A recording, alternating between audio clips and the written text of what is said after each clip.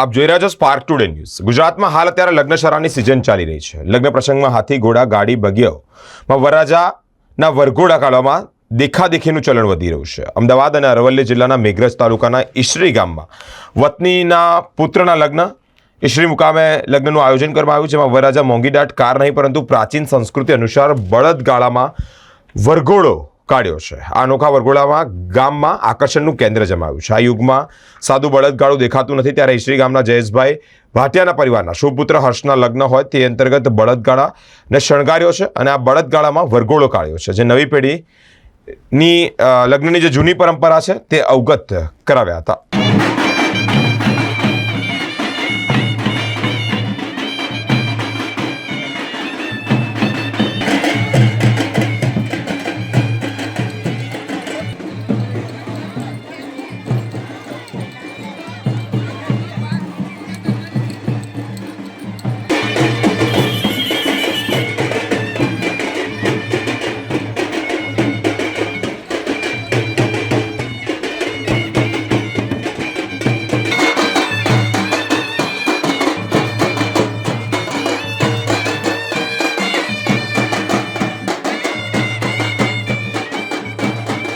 હું મૂળ ઈસરી ગામનો વતની અને મારા બાબાનું નામ છે હર્ષ। એના મેરેજ આવતીકાલે એની જાન જાય છે, પણ આજે એનો વરઘોડો છે અથવા દેવદર્શન એનું નામ અમે આપ્યું છે, કારણ કે વરઘોડો કહીએ તો પાછો ઘોડો વચ્ચે આવે, એટલે મેં એને દેવદર્શનથી ઉપમા આપી। અને એ ઉપમા આપવાનું મેઇન કારણ એ કે છેલ્લા હું 10 વર્ષથી જોઈ રહ્યો છું કે દિન પ્રતિદિન આર્થિક રીતે નબળો હોય કે સદ્ધર હોય, પણ એ લોકો વરઘોડાની અંદર અથવા બેન્ડબાજાની અંદર અથવા ડીજેની અંદર એટલા બેફામ ખર્ચા કરે છે કે એ લગભગ એના પ્રસંગ પછી 8-10 વર્ષ સુધી એ મૂંઝાયેલો રહે છે।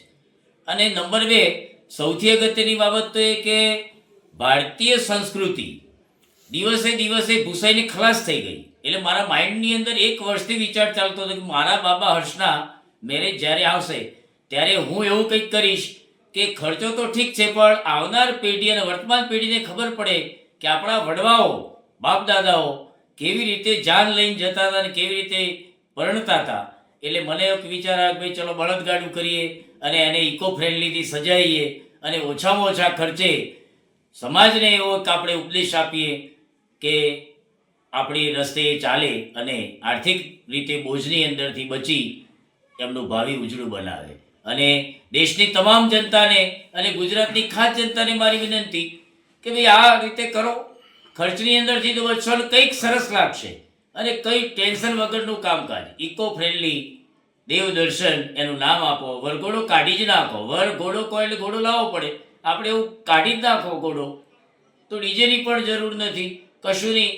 દેશી આપણે પ્રાચીન કાળની અંદર રાવર મિત્રો જે રીતે વગાડતા હતા એ જ મેં ટીમ બોલાવી છે અને ઇકો ફ્રેન્ડલી બળદગાડા દ્વારા હું મારા બાબાના લગ્ન કરવા જઈ રહ્યો છું। આજે મારા ઘરે દેવ દર્શન કરવા માટે જઈ રહ્યા છીએ। બધા વરઘોડાનું નામ લે છે, વરઘોડા રીતે ડીજેમાં ને એ રીતે નીકળે છે, પણ મારા પપ્પાના વિચારો એવા હતા, મારા પપ્પાની ઈચ્છા એવી હતી કે આપણે જે જૂની રીતો છે, જૂના સંસ્કારો છે એ પાછા લાવીએ, એટલા માટે બળદગાડું શણગાર્યું છે અને બહુ જ ઉત્સાહ છે એને લઈ કે બળદગાડું શણગાર્યું છે। બહુ સારી રીતે મારા ભાઈઓએ, મારા જીજાજીઓએ ભેગા થઈ અને ખૂબ જ મને ઉત્સાહ એટલો બધો છે કે જે સમાતો નથી અને મારા પપ્પાની ઈચ્છા પૂરી થઈ રહી છે અને પ્લસ આપણા જૂના જે સંસ્કારો છે, રીતિ રિવાજો છે એ પાછા આવી રહ્યા છે। આના આવનાર પેઢીઓને બી હું એમ કહેવા માગું છું કે આ વસ્તુ આપણે કરવી જોઈએ અને હું આની સરાહના વધારે કરું છું।